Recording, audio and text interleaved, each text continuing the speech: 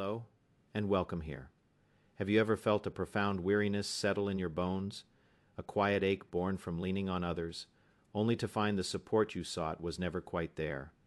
It is the exhaustion of holding out your hand and finding it remains empty.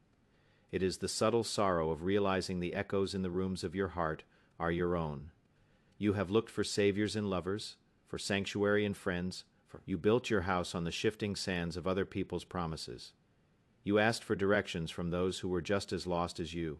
You waited for a permission slip to live your own life, a permission slip that never arrived. This feeling, this quiet disillusionment, is not an ending. It is a beginning. It is the sacred, painful, and beautiful epiphany of midlife. It is the moment you turn around and finally see the one person who has been with you through every. You looked for a home in other people's hearts, forgetting to tend to your own.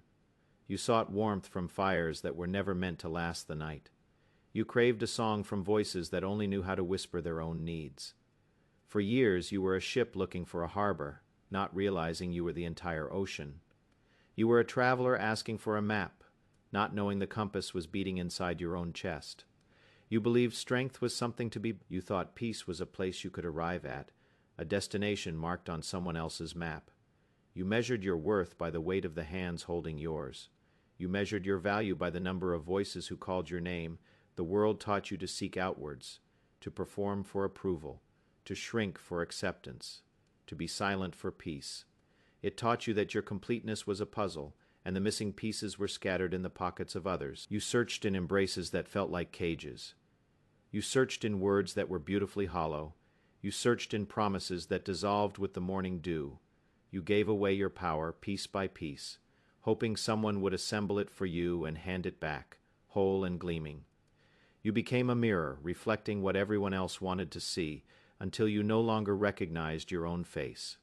You became a chameleon, changing. You learned to be a guest in your own life, waiting to be served, waiting to be seen, waiting to be chosen. The support you sought was always conditional. It came with expectations. It came with unspoken rules. It came with a price tag you paid with your own authenticity. You learned to perform gratitude for crumbs, believing it was a feast. You learned to call dependency love. You learned to call. You quieted your storms so you wouldn't disturb the calm waters of their lives. And in the process, a great stillness fell upon your own landscape. It was not the stillness of peace, but the stillness of neglect. The garden of your soul grew weeds. The rivers of your passion ran dry. The mountains of your conviction began to erode.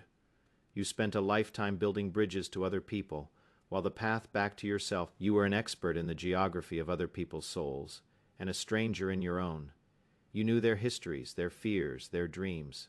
But when you looked inward, all you found was a quiet, unexplored land. This quest for external validation is the oldest human story.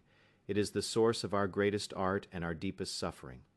We reach for another hand in the dark, hoping they will lead us into the light. But what happens when the lighthouse you were steering towards turns out to be just a fleeting reflection on the water? This is the point of collapse, and this is the point of creation. It is the holy ground of rock bottom. It is here, in the rubble of your failed expectations, that you find the cornerstone you had overlooked. It is you. It was always you. The silence that follows a plea for help can be the loudest sound you have ever heard.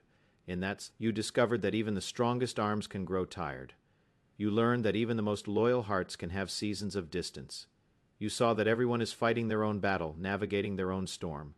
They cannot be your constant anchor, for they are too busy trying to keep their own ship afloat. The great disappointment is not that others have failed you. The great disappointment is the illusion that it was their job to save you in the first place. This realization is not a tragedy, and it frees you from the endless, exhausting vigil of waiting for them to be. You stood on the shore, watching their ships sail away, and felt a profound abandonment.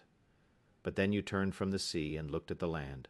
You looked at your own 2 feet, planted firmly in the earth, and you realized you were not stranded. You were home. The promises of others are beautiful melodies, but you cannot build a life on a song. The approval of others the love of others is a vital rain, but it cannot water a seed that you have not planted yourself.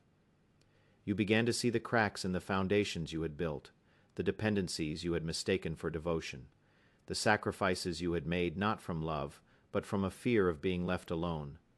Every time you were let down, it was a lesson. It was the universe whispering, turn inward.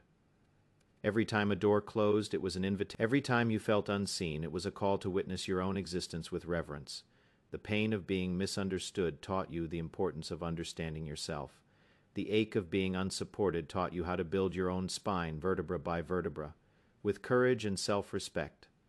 You mistook the echo of your own needs for a conversation. You mistook the reflection of your own light in their eyes for a shared flame. But an echo eventually fades. A reflection is not a source. The greatest betrayals we experience are often the betrayals of our own illusions. We are not betrayed by people. We are betrayed by our expectations of them. We create intricate narratives of who they should be, how they should act, what they should provide. We cast them in a role in our play, and we are heartbroken when they forget their lines. But they were never reading from your script. They were living their own. It is to release them from your story and to allow them to be the protagonist of their own. And in doing so, you release yourself. You reclaim the narrative. You become the author, the director, and the lead actor of your own life. If these words resonate with the quiet corners of your soul, perhaps consider subscribing and joining this community. We explore these paths together here, finding clarity in the stillness.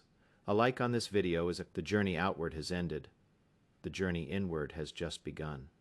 It begins with a simple, radical act, stillness. You stopped running, you stopped seeking, you stopped asking.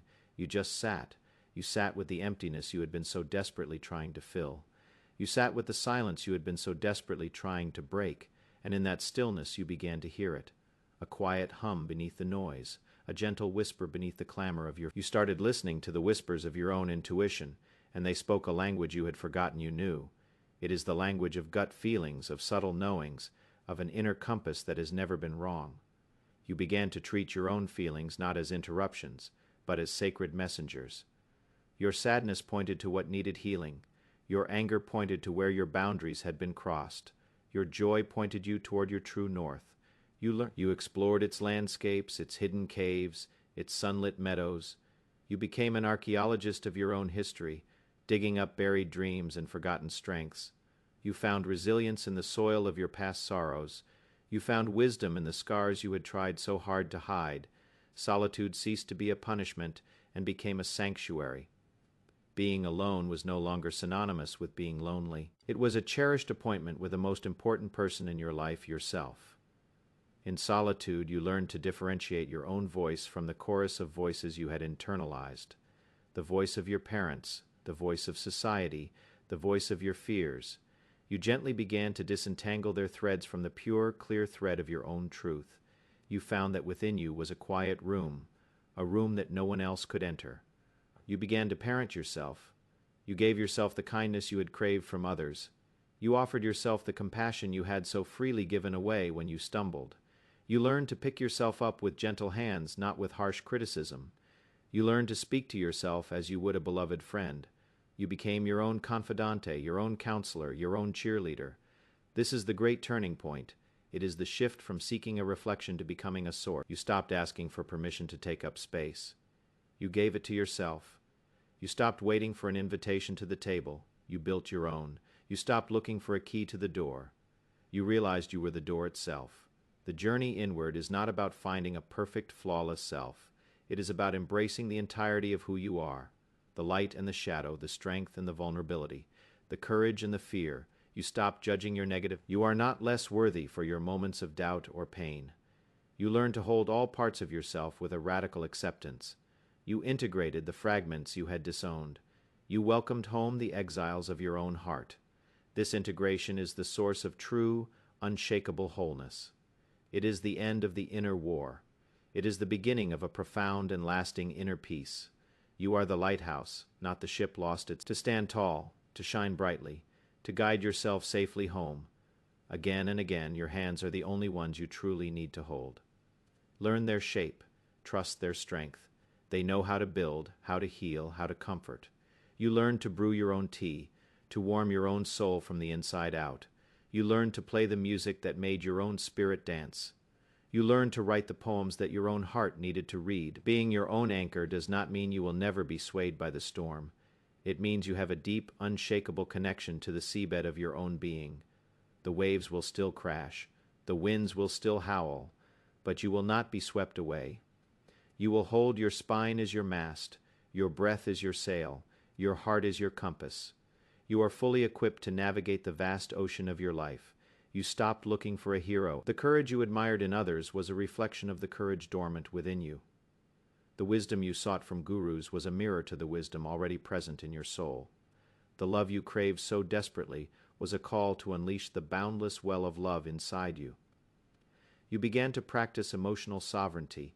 You understood that while you cannot control what happens to you, you have complete power over how you respond. Your inner state is your sacred territory, and you are its guardian. You no longer allow the moods of others to dictate your own. You no longer allow the opinions of others to define your reality. You are the weather, maker of your own soul. You can choose sunshine even when it is raining outside. You can choose calm even in the midst of a storm. This is not about building walls. It is about cultivating a garden. You tend to it daily with practices of mindfulness, gratitude, and self-compassion. You water its roots with stillness. You give it the sunlight of your focused attention. You pull the weeds of self-criticism and limiting beliefs. Your worth is not a variable. It is a constant. It is not something you earn through achievement or acquire through association. It is your birthright. It is the immutable truth of your existence. You trust your body to tell you when it is tired. You trust your heart to tell you what it loves. You trust your intuition to guide you. This trust is the foundation upon which a life of integrity is built. When you trust yourself, you no longer need the world to validate your choices. You make them from a place of deep inner alignment, and you accept the outcomes with grace. You learn to say no, not a hesitant, a no that is a profound act of self-love. And in learning to say no, your yes became infinitely more powerful. Your yes became a sacred gift, offered freely from a place of abundance, not obligation. You are your own foundation, solid, deep, unshakable. People and circumstances can come and go. Seasons can change. But the ground beneath your feet is firm. You built this foundation. Each time you chose your well-being over the approval of others, you laid a stone. Each time you forgave yourself for a mistake, you laid a stone. Each time you listened to your inner voice, you laid a stone. Now you stand on a fortress of your own making, a fortress of peace. You no longer ask others to fill your cup. You invite them to sit with you while you both enjoy your own. Your relationships transform from a transaction. You connect with others not from a place of emptiness, but from a place of fullness. You seek not to take, but to share. Your love for others became a gift freely given, not a debt to be collected. It is a light that emanates from you, asking for nothing in return. You are not looking for someone to complete you, because you are already whole.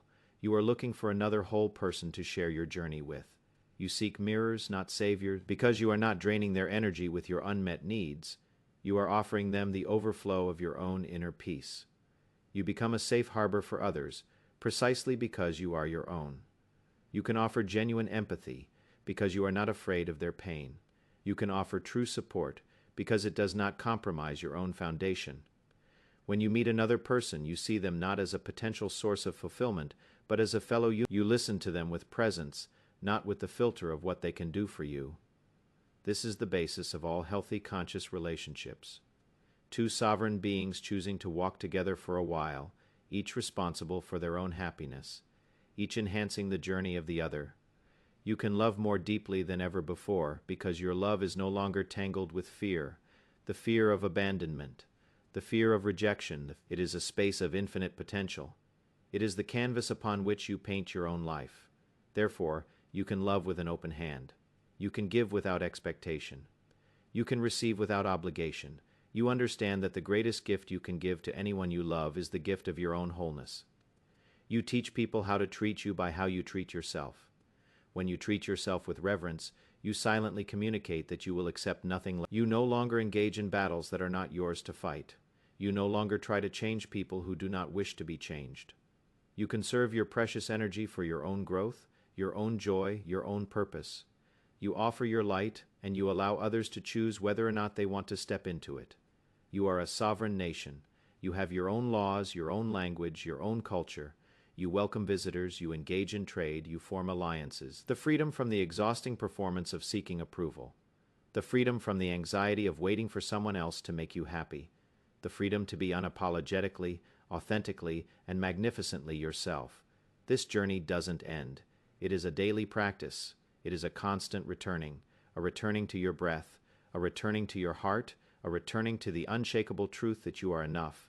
You have always been enough, the greatest support. It is the steady, quiet, resilient presence of your own spirit. Trust it, nurture it, honor it, for it is the greatest love story you will ever know. I hope these words have brought you a measure of peace. Thank you for being here. Until next time.